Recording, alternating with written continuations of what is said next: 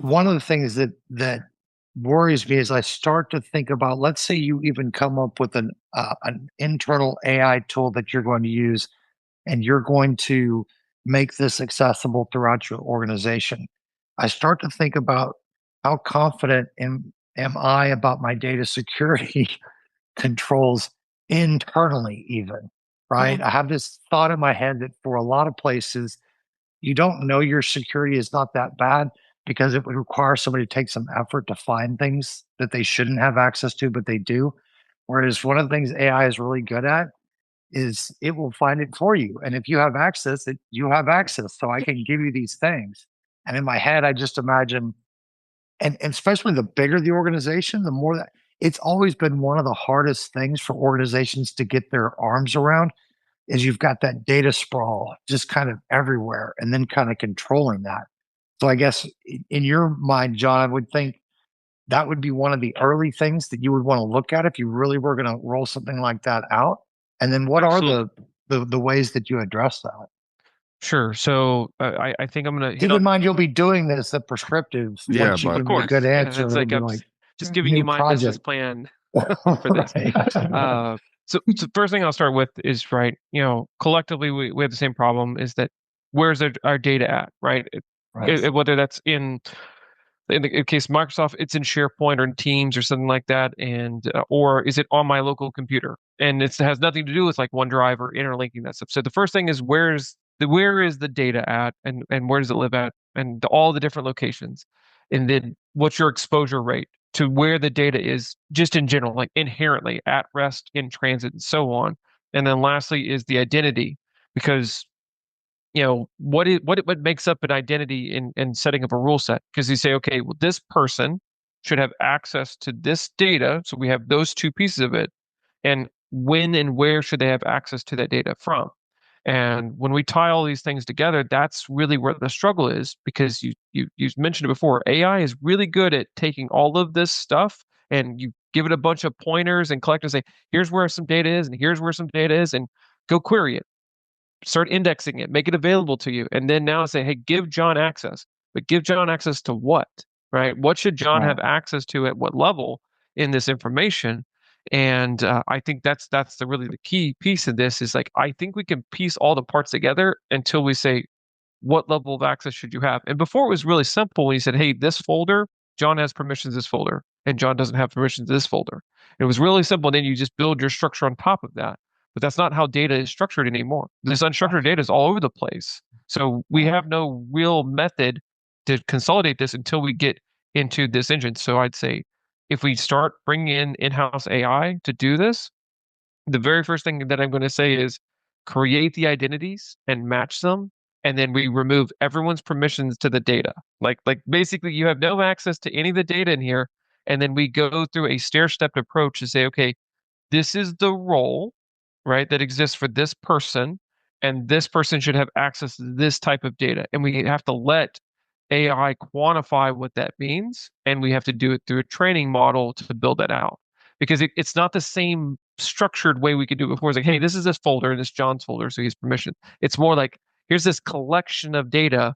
How do we index this into some group thought together? And that's how we're going to build our proper identity to roll access into there. And I'm saying that's just one example, because we're talking about a lot of unstructured information out there. Right. It's very easy if you say, here's our CRM system, and John does this, piece the two together. But now we're saying, here's this data, this data, this data, and it's all made up of a bunch of different elements Well, that and are very not conducive together. Go ahead, Mark. it's your classic DLP scenario, right? Where's all my data?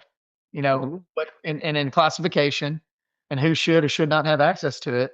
And then, yeah, I mean, back in the day, it was, a very rigid file structure, folder structure, right? But it's evolved. Your data's everywhere, but yet nowhere. And yeah, what are the ACLs and permissions on that, right? And then what you're describing is having AI do a DLP overlay, right? And I mean, I've been around a while. And there's very few companies that do or have been able to do DLP well. It's a monster. I mean, to be quite Oh frank, yeah. it's a I mean, major and an expense yeah, in itself, even before we start talking about AI.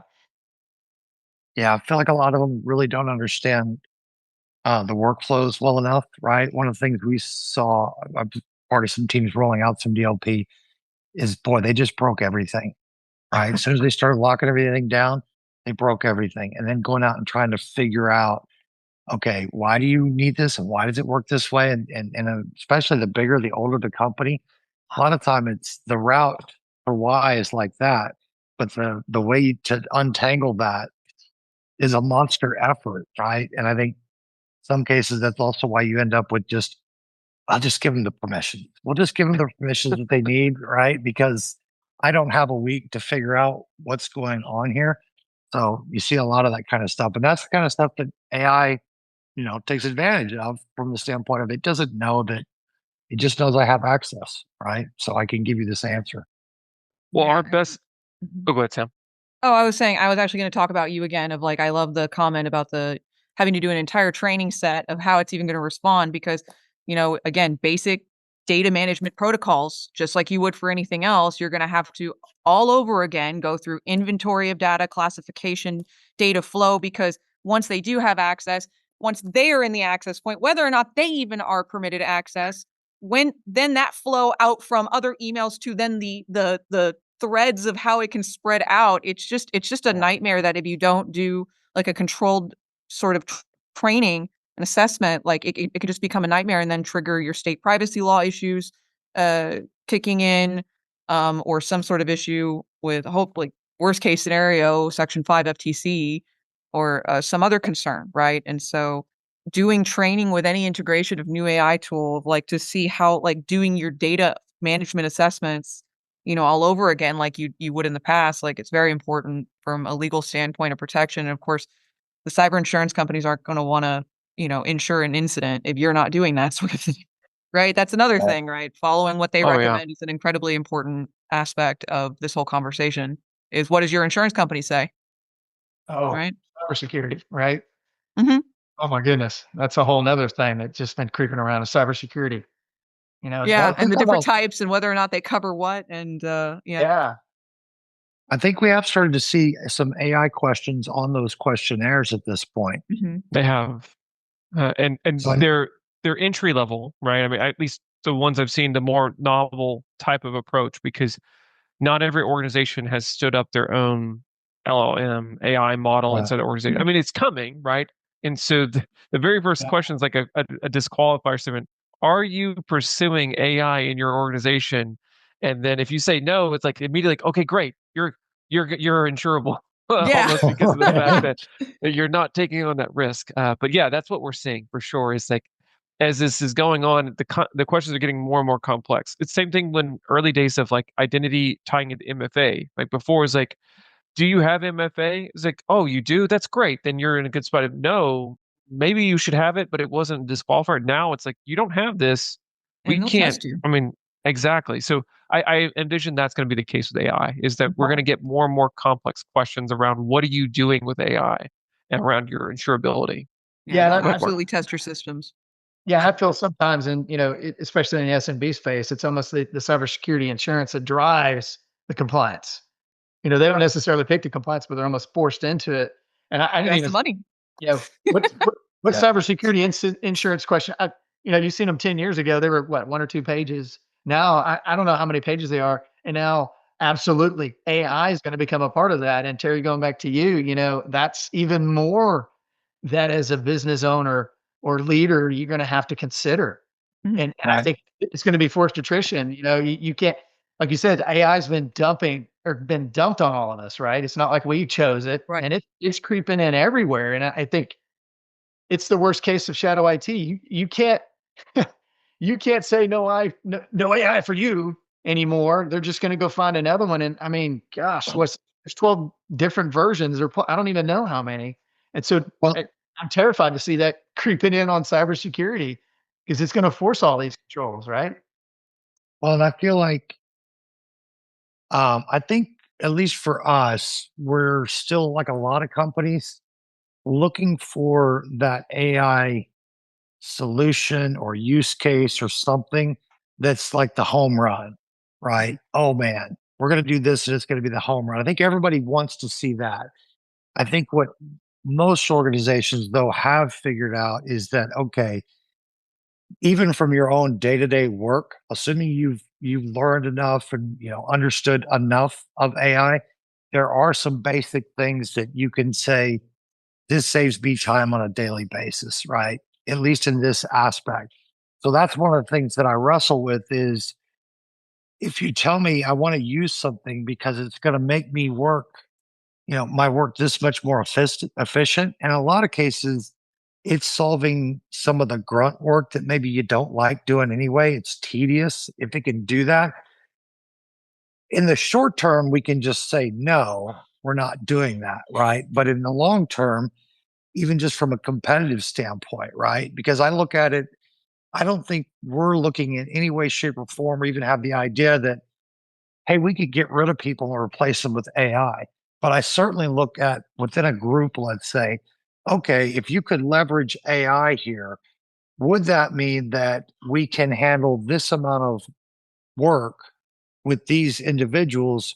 Whereas without AI, we're going to have to ramp up people faster. And then do we take some of the stuff off that isn't the creative work? It isn't the one that really needs the years of experience. It just needs to be able to. It's almost a fancy automation to some extent, right? Yeah. Is what I'm Yeah. really looking at. I've thought of it, as when it first came out, I was one of those doom and gloom people, oh my gosh, this is going to replace people. And I kind of calmed down, but then it kind of hit me, right? Like, no, AI is not going to replace me. But if you look at it as a calculator, right? A person that can use it effectively, AI is not going to replace me, but a person using AI can be more efficient than I can, right? Right. And this reminds me, I was going to go back to Samantha. You're dealing with young minds, right? And I completely agree on that creative aspect of it, right? Because they need to originate and they need to work through that foundational knowledge. But I don't know, just a question throwing it out on the table. Sure. If you have a person that, like in my example, right? A script, right? PowerShell, right? I'm using it to start from scratch. So there is a little bit of that creativeness. And I think it in my mind, it may be different because it's not that I can't create, it's just I'm very slow in creating. And I can start with that. And again, tying that back to what I just said, I use it as a calculator to help me get that jump start so much faster. So, you know, sorry, I'm rambling, but it's very easy to kind of define that in an educational realm. But if I pivot over to work, well, you're going to have all types of skills. You're going to have that green new employee, and I think there's a high risk of that creation part. They need to learn the job, and then on the other broad end of the spectrum, you have somebody that's got 30 years of experience. I think it'll make them faster.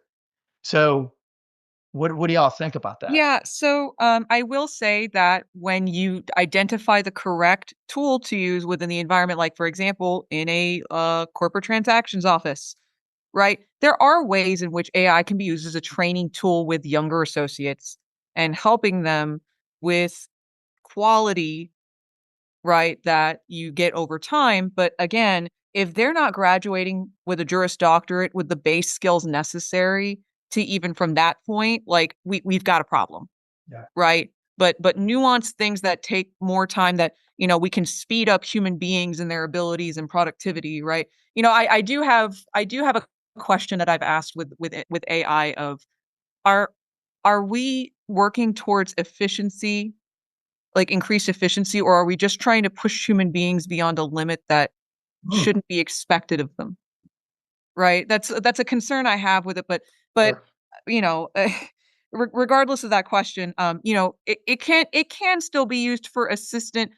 There's a way to avoid the cognitive offloading problem. There is, right? So you have the part where you're trying to develop the skill, and then there's this effort box that you have to put in the effort skill. And there is a way that you could potentially use AI tools that are approved by your corporation or wherever you're at, that maybe it can jumpstart you of seeing certain terms that you then use that to then go research outside of the AI to learn those things, right? That is a way to use AI as a training tool to help you recognize certain key factors in what you're learning, and then go learn them, right?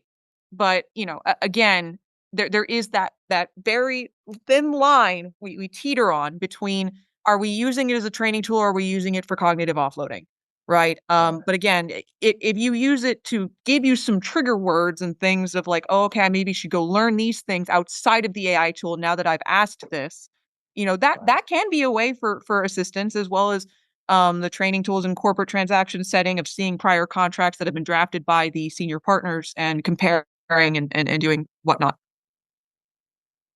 Yeah, that's interesting. When I was thinking about, there's a lot of people doing it wrong that we talk about, and lots of different kind of risks and things like that. But I was thinking about maybe some of the most effective ways we've used some of these. And now it's funny because what I'll do is I will try something new to kind of see how well does it do. Number one. Number two, how effective am I getting at using this tool? So one of the ones that, over the past week was we had our kickoff last week. We broke the team into groups, and each group came up with a presentation. And so I wanted to come back and review that. And basically, what I've got is 6 PowerPoint presentations. So I basically went in and fed it those presentations, and then prompted and say, I want you to go into each one of these, pull out the ideas that they came in, put the name into the column. And I essentially walked it into, I want you to create the workbook that has all these things in the columns, and then give me a grouping. So I can kind of say these ideas were all about go to market. These ideas were all about new services.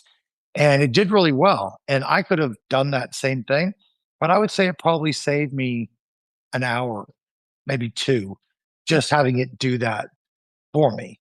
So I was happy that it did it. Now I did go back and check too, because Sure. I've had enough experience that stick something in there and they're like, that isn't in this spreadsheet, or that's not in here at all. Where did you come up with this?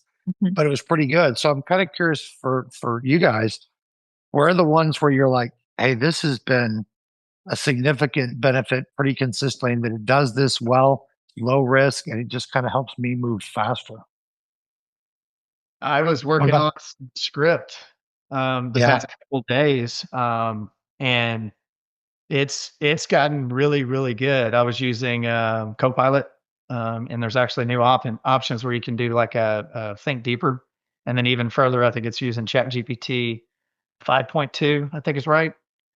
Um, and I've seen it evolve. Right, it's been changing exponentially, right? And so going back, I know my PowerShell scripts, right? And I found myself going back and forth, and every time I don't just take it, drop it, and run. I'm going back through and I'm proofing it. I'm like, man, that's pretty good. Wow. Okay. All right. I see how this works. And I kind of test it line by line and break through that. Oh, yeah, found something. It's not quite what I want. And I went back and forth in this dialogue, and they've thrown more memory at it too. I went for 2 days going back and forth with the script.